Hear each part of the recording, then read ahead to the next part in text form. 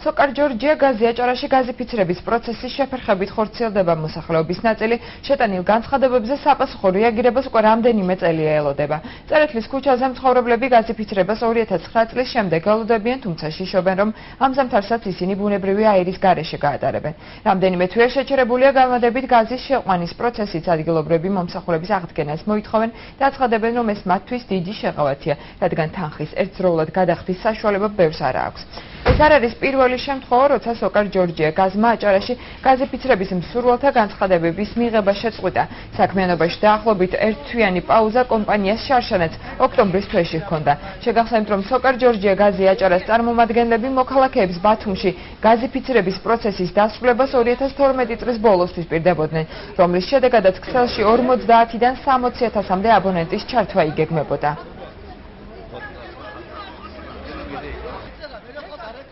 პირველად 2009 წელს მივმართეთ ქალაქის მერიას. განცხადებით ამხანაგობის სახელით ჩვენი ამხანაგობა არის ამხანაგობა წერეთელი 4.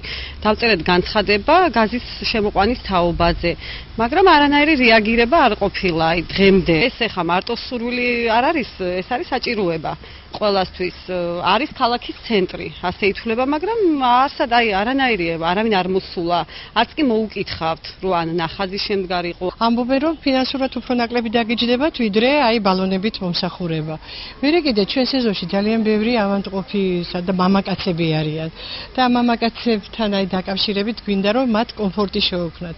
მეუღლები, ახალგაზრდა გოგონები არიან ახლა, და მეუღლები ზოგს შაქრით დაავადებულები არიან, დიაბეტით დაავადებული, ზოგი ეზოში ვერ ჩამოდის და ამის გამო ჩვენც გვინდა საერთოდ ფილიანობაში გვინდა და 2009 წლიდან მოყოლებული დღემდე ველოდებით ამ კომფორტს.